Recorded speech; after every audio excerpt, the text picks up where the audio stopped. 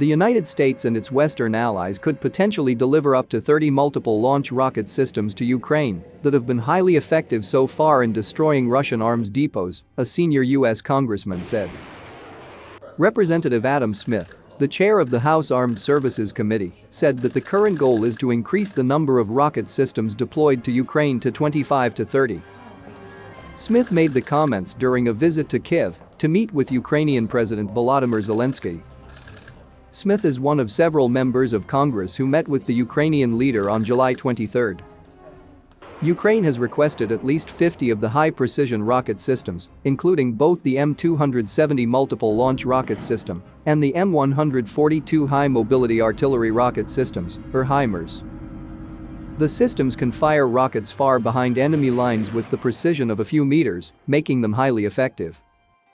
The M270 is mounted on a track chassis and can fire up to 12 rockets at a time. The HIMARS are mounted on a truck for greater mobility, but can only fire 6 at a time.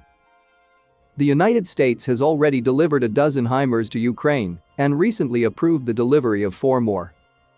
Western allies have delivered a few M270s to Ukraine.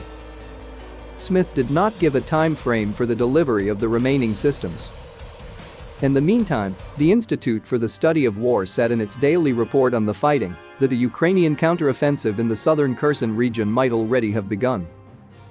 The report by the Washington think tank also attributed a sharp reduction in Russian artillery barrages on the main Donbas front since July 15 to so-called HIMARS, multiple rocket launch systems with a range of 50 miles that have struck dozens of arms depots supplying the Russian front lines. Ukrainian forces have damaged all bridges that connect Russian forces in Kherson to their supply lines on the eastern bank of the massive Dnipro River, the ISW said on Monday. We have a significant potential for the advance of our forces on the front and for the infliction of significant new losses on the occupiers, President Volodymyr Zelensky said after a meeting with his security chiefs on Thursday. Ukraine's battlefield casualties have fallen to about 30 per day, from a high of 100 to 200 per day in May-June, Zelensky said in an interview with the Wall Street Journal published on Friday. He again ruled out any ceasefire that leaves Russia in control of territory it has taken. All of this indicates the war is entering another phase, according to Phillips O'Brien, professor of strategic studies at the University of St Andrews in Scotland. In the first, Russian forces tried and failed to take Kyiv in a fast-moving operation. In the second, they withdrew east in a bid to pound a path to victory using artillery. If the reduction in Russian firepower in the Donbas continues, then basically that front is frozen, and the question becomes, can the Ukrainians push them back? O'Brien said.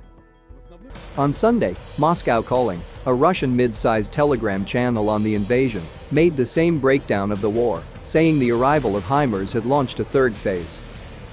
Ukraine's commanders are likely to be cautious because when they try to move forward against modern defensive weaponry, their tanks, planes and soldiers will face the same vulnerabilities that have plagued the Russian troops, according to O'Brien. And uncertainties abound, including the potential for Russian commanders to rebuild supply lines out of range of the HIMARS or to galvanize an underperforming air force to destroy them. Either development could allow Russia to reinvigorate its operations and close any window of opportunity for Ukraine. The capacity of Ukrainian forces to roll back Russian territorial gains without first securing even more artillery, armored vehicles and anti-aircraft systems from allied nations is also unclear. Although Kyiv has conducted numerous counteroffensives since the invasion began on February 24, these have been on a small scale. A failed assault could cost Ukraine troops it can ill afford to lose, exposing it to a renewed attack, according to a European defense official. Still, Zelensky pledged last month to take back lost territory in the south, where Russian occupation up to Kherson has cut Ukraine's access to the sea and crippled its industrial heartland along the Dnipro, with major cities and factories as little as 50 kilometers from the front lines. Russia's Foreign Minister Sergei Lavrov last week added a further reason to act, saying Moscow now aimed to permanently separate the Kherson and Zaporizhzhia provinces from Ukraine. He likened them to the self-proclaimed Donetsk and Luhansk republics, which Moscow recognized as independent on the eve of the invasion.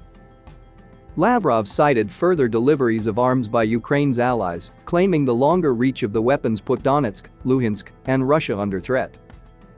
The Kremlin has ordered referenda to approve Kherson and Zaporizhzhia's annexation by September 15, according to people familiar with the matter.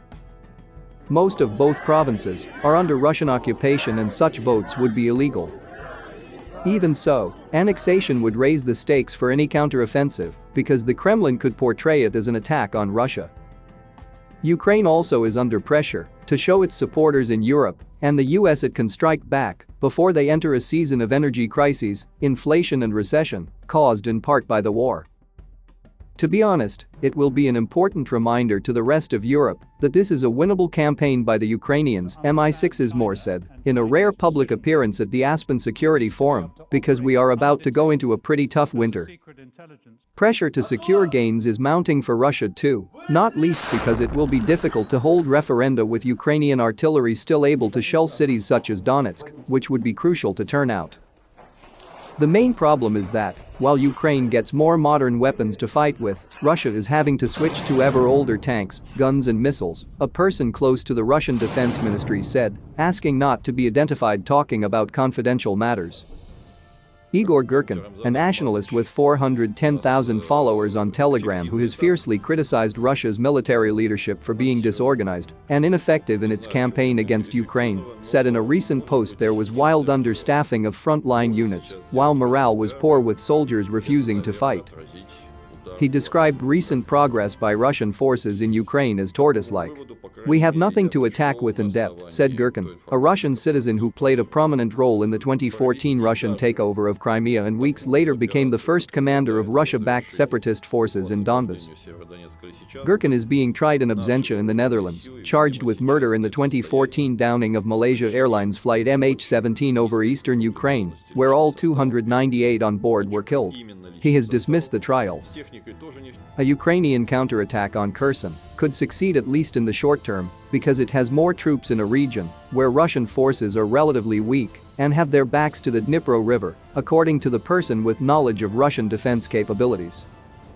In the end, though, it would still be a fight between two artilleries, and that means what we need most is more artillery, both for tactical depth at 20 to 25 kilometers, HIMARS at 80 kilometers and ATACMS, said Mykola Bielyaskov, a research fellow at the National Institute for Strategic Studies, a Ukraine government think tank. He was referring to Army tactical missile systems, with a range as far as 300 kilometers. The US is not known to have sent ATACMS to Ukraine. Also, it would be about mobility, more armored vehicles, more air defense to cover these moving formations and secure communications, Bielyaskov said.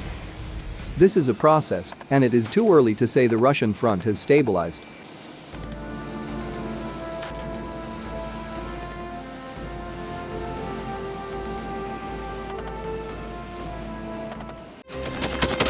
Thanks for watching, and don't forget to subscribe.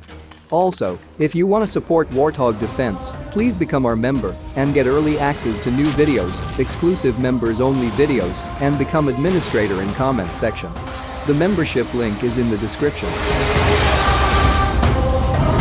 Rescues every day. We had a guy last week, it's 6 rescues in 6 days. You know, he's doing the job every day.